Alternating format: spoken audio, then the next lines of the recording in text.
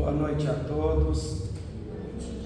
Sejamos mais uma vez muito bem-vindos a esta abençoada casa que nos acolhe tão amorosamente a encarnados e desencarnados. Lembrando dos nossos irmãos que se encontram em casa, conectados conosco não pelos fios da internet, mas pelos fios invisíveis do amor. Que todos os fluidos benéficos, salutares e curadores possam também chegar aos lares de cada um deles, derramando bênçãos de paz, saúde e alegrias, e também que todas essas emanações que ora reina entre nós atinjam toda a humanidade, em especial aqueles que mais sofrem, seja de dor física, moral ou espiritual. Para aqueles que não me conhecem, meu nome é Milton, mais conhecido por Shaolin.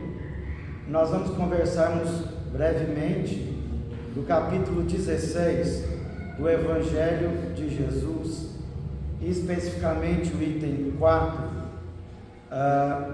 que é a parábola do mal rico, e o item 14, que é desprendimento dos bens terrenos. O capítulo 16, ele é intitulado Não se pode servir a Deus e a Mamon. Mamon significa dinheiro, posses, bens. O que o capítulo nos convida nesta noite, o Evangelho? Não se pode servir a Deus e o dinheiro. É muito difícil, porém é perfeitamente possível. Embora diz que não se pode servir a Deus e a Mamon, se nós tivermos a conduta conforme nesse capítulo Lacordaire especificamente,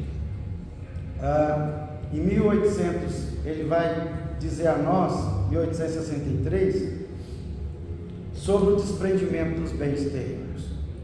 Para nós seguirmos o Cristo, nós não podemos continuarmos ainda presos naquilo que nós não vamos levar, que é tudo aquilo que é material, que nos foi concedido quando a nossa irmã leu sobre a verdadeira propriedade, que a verdadeira propriedade é aquilo que nós verdadeiramente levaremos conosco, quando assim nós desencarnamos.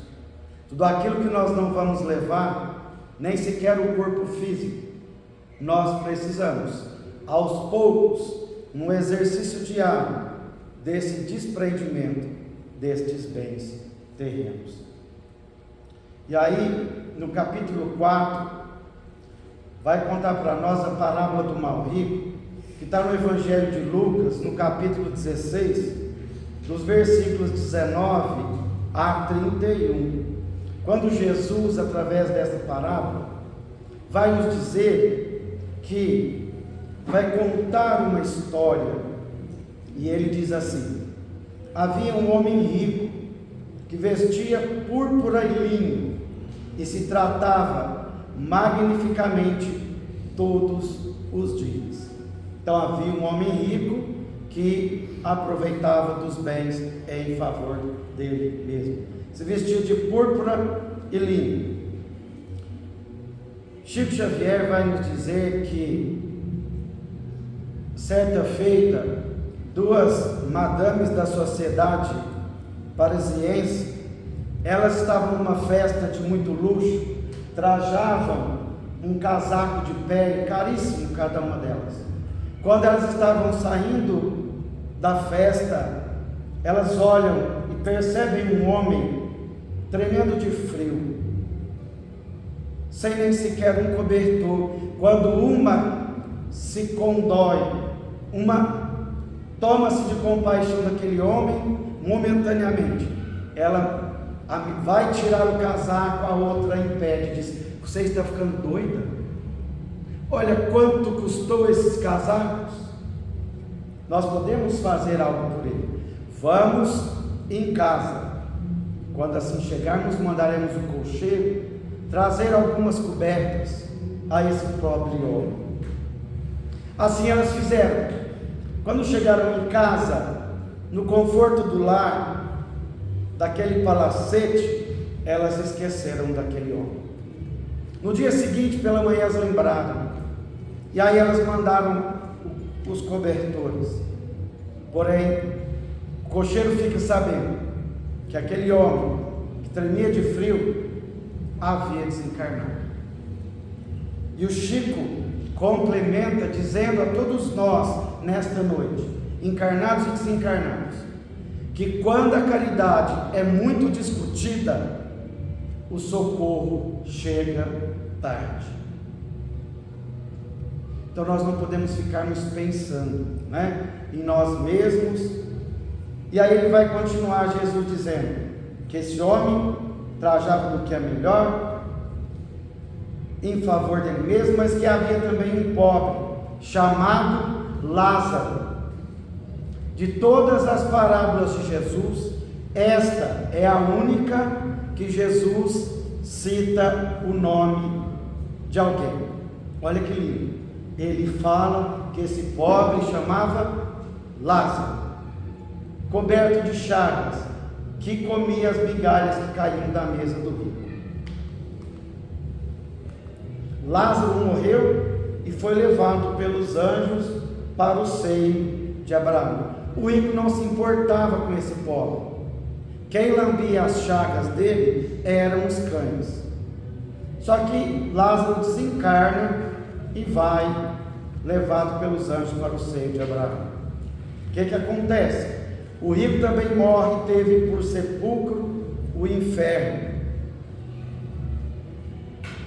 Quando a gente fala que Lázaro desencarna, morre, vai para os braços de Abraão, olha que coisa linda.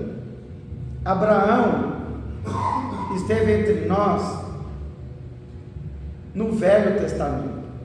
E aí Jesus fala de Abraão, ou seja, Abraão continua vivo.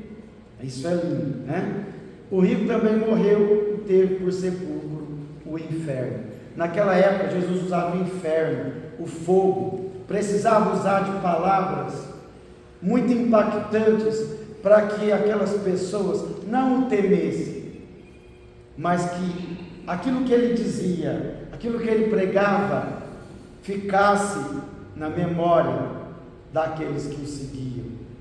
Então, quando falo dessa maneira, daqui a pouco nós vamos explicar sobre estar no braço de Abraão e esse que vive ali no abismo, no sepulcro do inferno. Quando se achava nos tormentos, o rico viu de longe Abraão e Lázaro. O que o rico fala? Pai Abraão, tem piedade de mim e manda Lázaro me socorrer, pois sofro horrível tormento.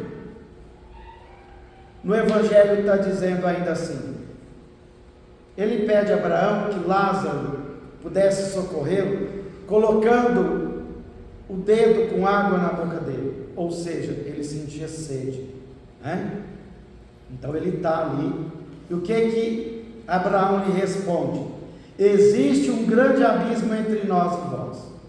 Então nós vamos entender o que acontece sobre esse abismo entre o rico e o pobre.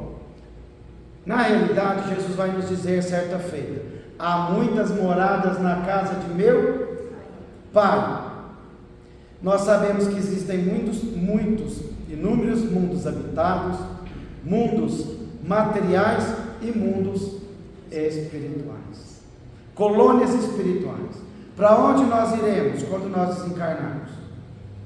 Para aquelas colônias onde nós temos condições evolutivas de estagiarmos de acordo com o que nós conhecemos das leis divinas e sobretudo do nosso merecimento.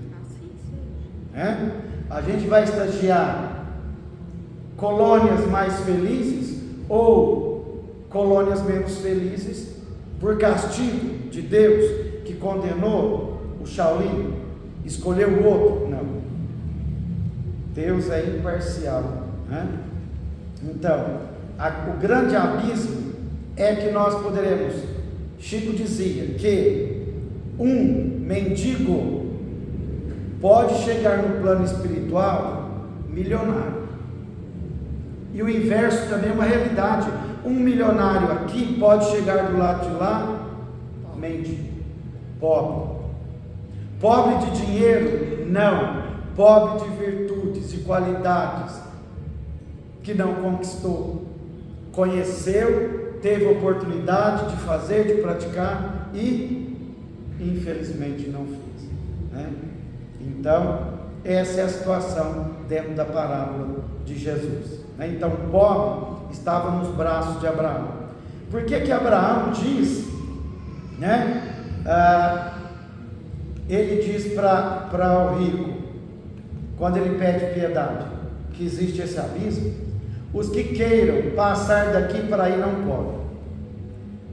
Por que não podem? Lázaro não era um espírito de alta envergadura moral, não era um espírito, já um mentor espiritual. E quando o espírito ainda não tem esse grau de evolução, ele não tem condição de transportar daqui para ali, né? Somente espíritos que estão nessa condição evolutiva, né? Quem assistiu Os Mensageiros, Nosso Lar 2? Levanta a mão. Meu Deus, viu, Val? Que legal. Tenho certeza que muitos casos também assistiram. Lembram que aqueles espíritos, né, naquelas colônias, eles sim iam, né, àqueles abismos para tentar ali socorrer aqueles espíritos em situações de infinitas dor, sofrimento, desespero, muitas vezes como personagem principal, que não dava a oportunidade de ser resgatado simplesmente por não conseguir ainda exercitar um sentimento nobre, que é o perdão, né? Então, esses espíritos sim têm condições. O Chico Xavier, por Maria Dolores, ele vai receber, o título chama Retrato de Mãe, quando Maria Dolores dita para o Chico sobre o socorro de Judas Iscariotes nas zonas inferiores. Maria Santíssima, Mãe de Jesus, desce das esferas superiores e vai nas inferiores, nas zonas, nos abismos, resgatar Judas. Judas não se acha digno daquele socorro, e ele pergunta: quem és, luz divina? E ela diz: eu sou Maria, Mãe de Jesus. Vem, dá-me tua mão, vamos recomeçar. Não é lindo? Isso mostra para nós o que? A infinita misericórdia de Deus, de Jesus, da espiritualidade maior, de que o socorro sempre vai acontecer, com os bons, com os ruins, com os maus. Todos nós seremos sim amparados e protegidos, sobretudo os mais doentes. Belíssimo exemplo de perdão das ofensas. Mãe. Então, por isso que ele diz isso. Existe um abismo, uma diferença, né? E ninguém pode passar daí onde estás por aqui. No nosso lar a gente vê isso, né? Quando aquela senhorinha chega, toda humilde, querendo entrar na colônia Nosso Lar, muitos aqui lembram disso, né, Val? E o André Luiz, tocado de compaixão, ela toda se apiedando, passando por vítima da situação, o André Luiz estava quase deixando ela entrar no nosso lar. Quando o ministro, ele vai e fala para o André Luiz que ele não deve deixar. O André Luiz questiona: mas por quê? E ele fala para o André Luiz: aponta. Eu não lembro exatamente quantos pontos negros havia no perispírito daquela mulher. E aí ele diz para o André Luiz: observe, André Luiz, eu vou chutar 32 pontos negros no perispírito. Alguém lembra quantos pontos negros tinha? Não, a quantidade não importa. O que importa é a essência do ensinamento. Observe todos esses pontos negros no perispírito dela gravado.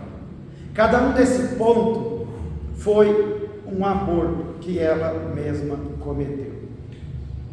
Somente dela mesma, talvez em outras irmãs.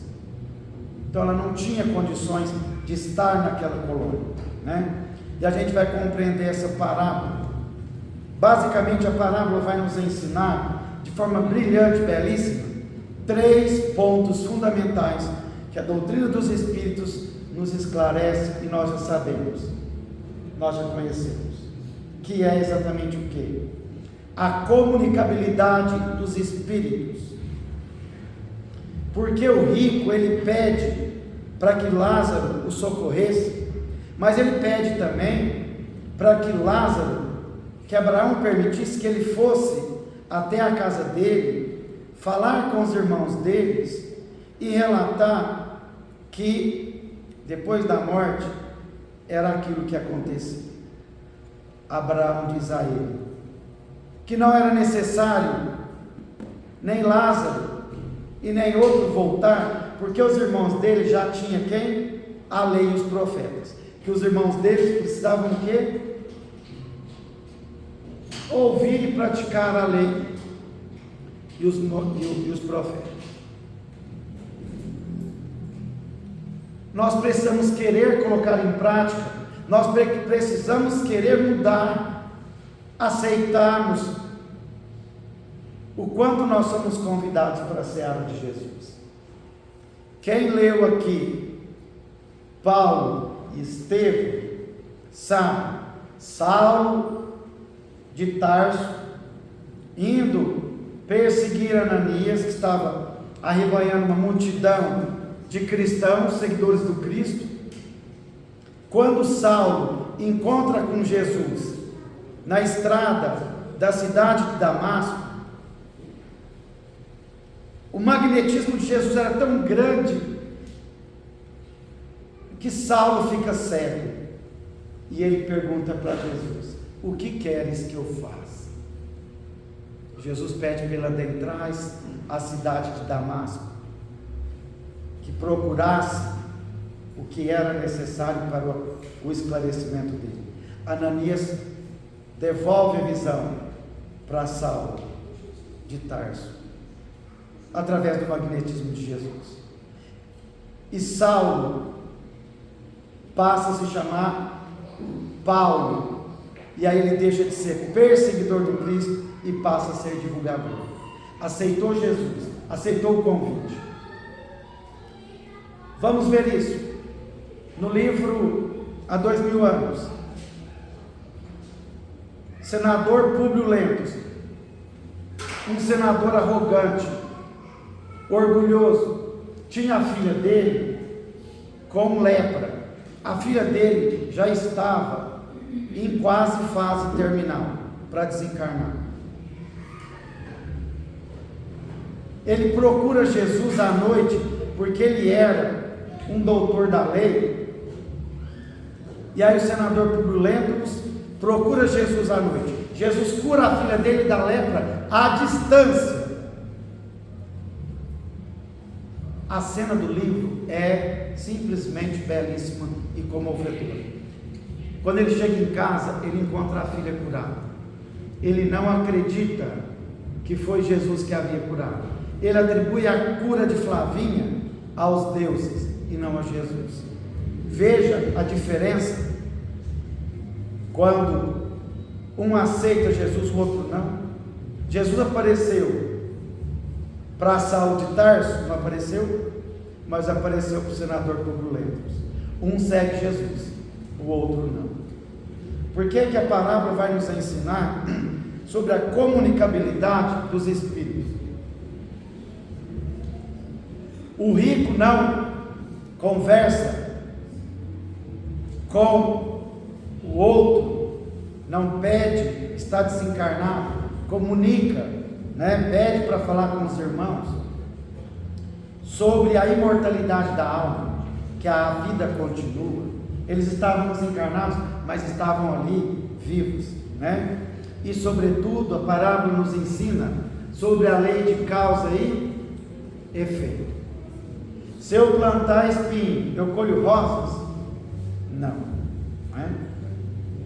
Então a parábola nos ensina o que devemos entender pelo inferno nessa parábola: sofrimento e remorso que sente o espírito em regiões espirituais inferiores quando se conscientiza do mal que praticou. Eu usei essa cena. De onde essa cena? Do livro? Do filme? Do filme. Qual filme? Nosso Lar. Memórias de um Suicida também mostra essa realidade aí. Vamos pegar André Luiz nas zonas umbralinas. Tinha uma senhorinha que levava o senhorzinho, o marido dela, para o André Luiz consultar. O André Luiz queria consultar ele de graça. Só consultava porque a secretária pedia. Aí ele consultava, mas assim. Ele desencarna achando que ia chegar do lado de lá o quê? Médico. Achando que uma multidão de pessoas havia o quê? Orado e enviado sentimentos nobres, né, a ele. Quem foi a única pessoa que orou por ele? A senhorinha. Vejamos o quanto de bem, quando nós espalhamos e nós doamos, o quanto tudo isso é revertido em nosso próprio favor. E por que nós ainda estamos esperando para pôr a mão na massa, né? Aqui abismo se referia a Abraão, ao obstáculo vibratório. Olha isso, é obstáculo vibratório, não é obstáculo físico, de profundidade, de caverna, de buraco. Obstáculo vibratório criado pela grande diferença evolutiva entre eles. Muitas vezes o Espírito, nas obras, na literatura espírita, vai nos relatar que os espíritos de luz estão ali para auxiliar aquele espírito em sofrimento. O socorro não acontece muitas vezes. Por quê? Porque aquele espírito a ser socorrido se encontra num padrão vibratório muito inferior e aqueles de luz não conseguem auxiliar. No livro No Mundo Maior,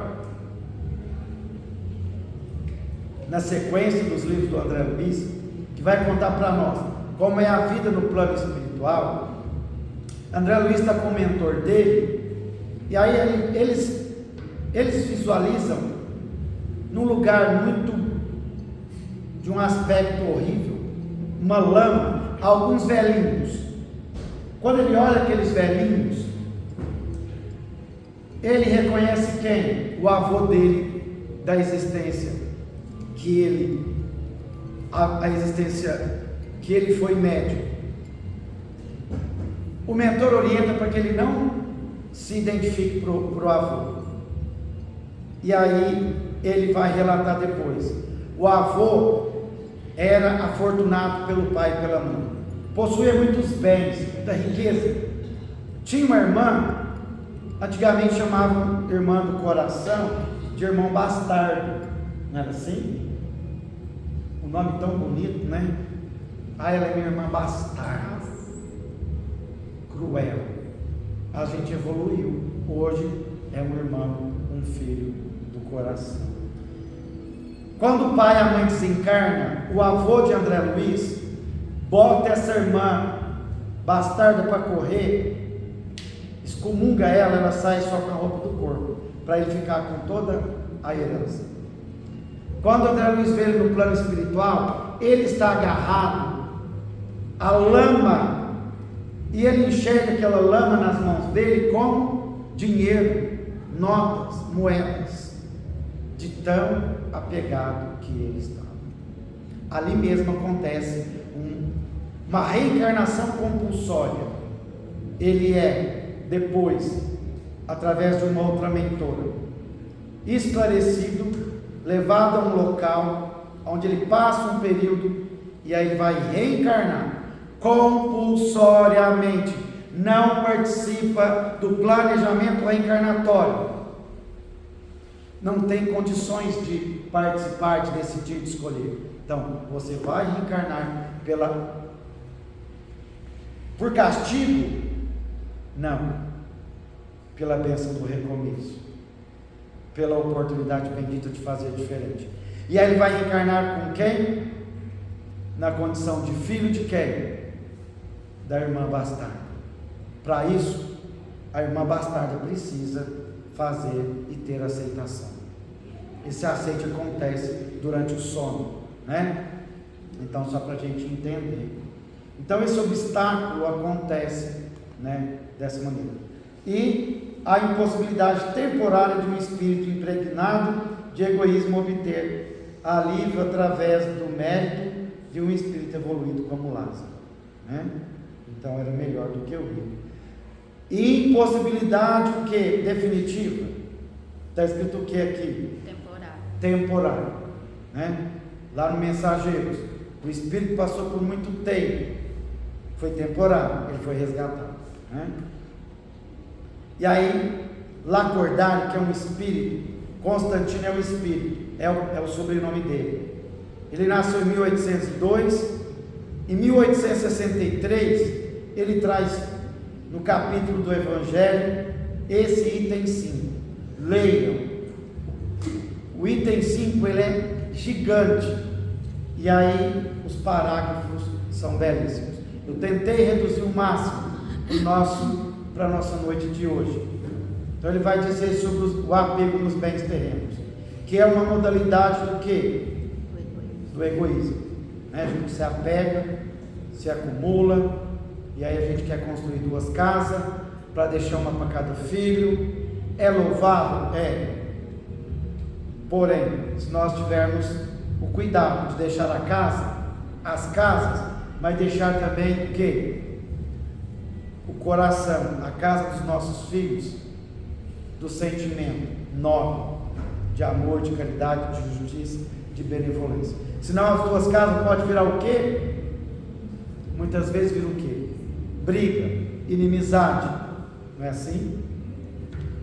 E às vezes, Lacordaire, esse espírito, vai nos dizer que muitas vezes pode fazer o que isso?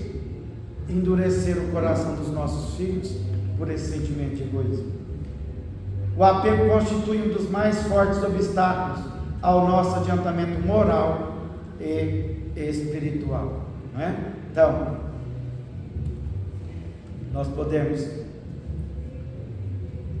adiantar ou acelerarmos o nosso adiantamento, né?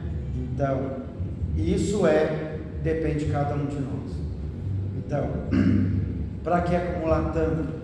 Para que tanto apego? Quantas notas de R$2 nós vamos levar? Nenhuma. E quantas moedas de R$1? Quem tem uma nota aí de R$1? Aquela verdinha antiga. Nota? Não. Eu tenho. Aqui em Uberaba, uma senhorinha, ela juntou muito dinheiro, e ela colocou debaixo do colchão muitas notas de papel de R$1. O dono de uma farmácia estava com uma quantidade e ele me deu uma, né? Desencarnou, quantas notas verdes levou? Né? O que consiste o desapego? Dar-lhes o seu justo valor. O que é? O problema não é a riqueza, o problema é o que nós fazemos com a riqueza. Shaolin, eu não sou rico. Todos nós somos ricos. Quem diz que riqueza é moeda, é bens e é posses. Nós somos ricos de dons que nós temos e que muitas vezes nós também fazemos o quê? Nós nos apegamos pelo egoísmo, né? O que consiste o apego? Não sacrificar por eles os interesses espirituais, né? É quando nós ficamos ainda naquela situação, né, de apego, de guardar, de medo de passar falta das coisas. Não vou dar muito não, porque eu tenho medo de passar fome, eu não sei o dia de amanhã. Será que o dia de amanhã vai chegar? Vai chegar com toda certeza, mas nós encarnados ou desencarnados, nós não sabemos. Chico Xavier vai nos dizer sobre os nossos excessos. Ele faz a pergunta no livro Minutos com Chico Xavier: para que 20 pares de sapato se nós temos um único par de pés?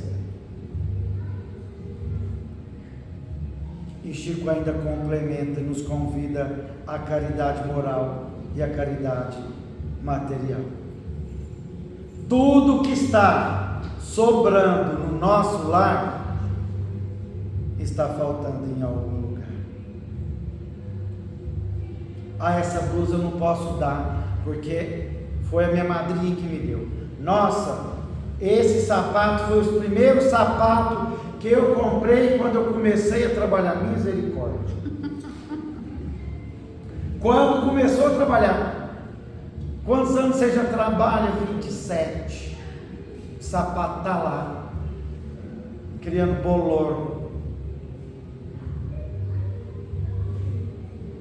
Podia estar no pé de alguém, ó.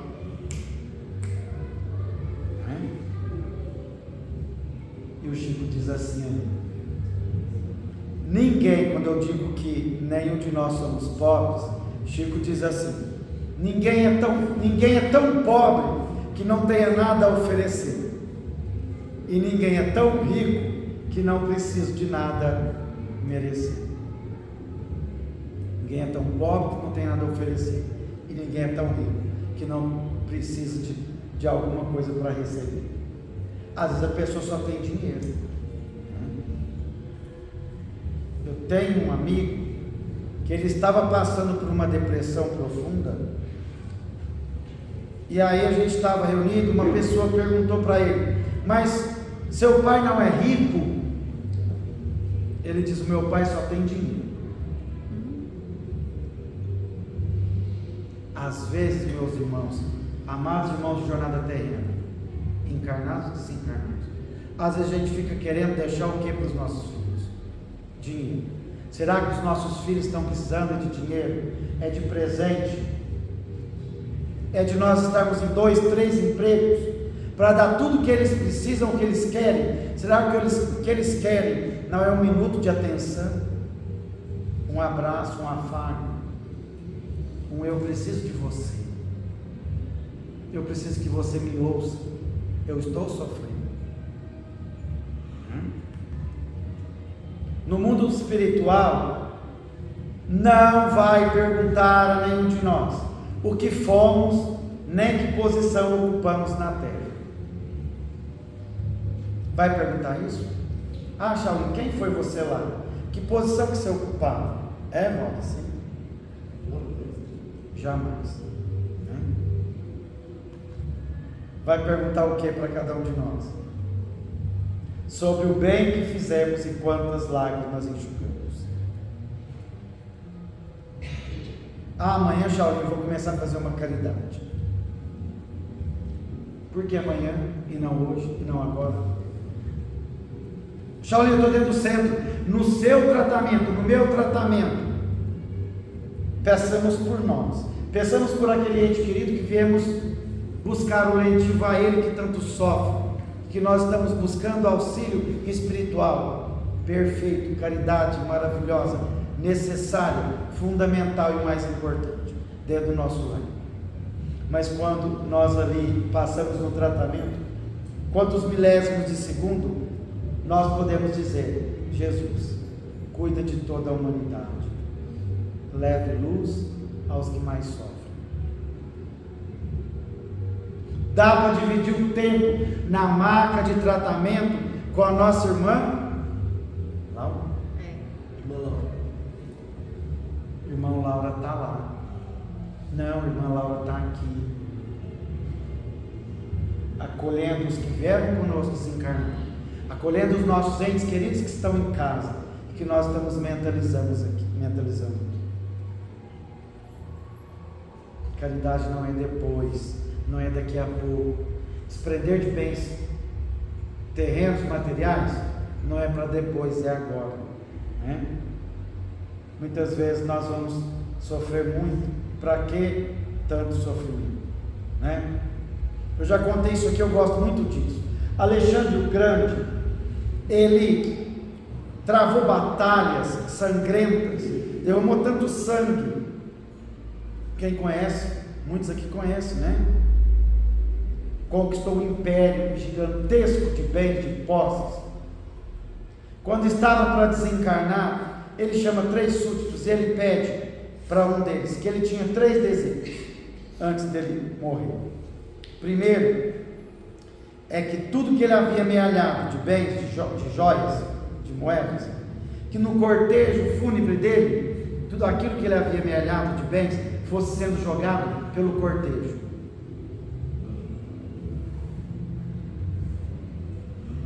Ele pede que tudo aquilo que ele não deu aos pobres fosse repartido, distribuído. E o terceiro pedido, que as mãos dele fossem enterradas para fora do caixão. E aí o súdito pergunta: por que os bens deveriam ser amealhados? Ele diz que ele não tinha necessidade, haja vista que ele, de ter acumulado, de ter juntado tanta coisa, em sacrifício de tanto sangue. Aos pobres, ele poderia ter ajudado e não ajudou. E as mãos do lado de fora do caixão, era para que a gente entendesse que de mãos vazias a gente chega, e de mãos vazias a gente volta, né? Desapegar os bens é não usá-los apenas em benefício próprio, né? A gente sabe que isso não é legal. É saber serviço deles em benefício dos outros. Não é nós mendigarmos, senão nós vamos o quê? Tornarmos um peso para a sociedade. A proposta não é essa. Não é nós rejeitarmos a riqueza, é nós usarmos da riqueza na responsabilidade que a fortuna pode nos trazer e também os nossos dons, né? É renunciar aos benefícios do bem que se pode fazer, né? Então, quando eu tenho dinheiro e eu não faço, nós estamos perdendo um benefício muito grande, né? E a riqueza é uma missão concedida por Deus para que seja administrada em benefício de todos. Olha a imagem: se eu tenho dinheiro, se eu tenho dons, eu preciso dividir com a sociedade. Em dinheiro, quem tem dinheiro precisa oferecer emprego, quem tem dons tem que ensinar o outro a costurar, a fazer bolo, né? Ou de todas as formas também a caridade moral. E a gente encerra contando uma história para nossa reflexão da noite, que é a história da caveira. Quando conta que um rei muito famoso, muito poderoso, muito rico, estava passando por umas pairagens, e ali muito próximo onde ele estava passando, havia um mendigo, um pobre, um esfarrapado, com uma caveira nas mãos. E ele, com essa caveira nas mãos, de cabeça baixa, ele não percebe a presença daquele grande rei, nem sequer levanta os olhos para prestar àquele rei a devida homenagem. E o rei poderoso, ele se toma de ira, de raiva, e ele então aproxima-se daquele pobre homem, revoltado, com tamanha ignorância, e diz a ele, porque ele não prestava reverência ao grande rei que ali passava. E o porquê ele ficava admirando tanto aquela caveira em suas mãos. Aquele pobre homem levanta a cabeça, olha para o grande rei e diz assim: me perdoa, meu rei, Eu estava distraído, tentando saber se essa caveira era de um homem rico e poderoso, ou se essa caveira era de um pobre. Estou a observar esses ossos há um bom tempo, tentando identificar que homem usou desta caveira. O pobre, o rei, ali sai, pensando, refletindo no grande ensinamento que aquele pobre homem deixa a ele mesmo. E a história encerra dizendo esta frase a todos nós: se eles querem te humilhar, então você está no caminho certo.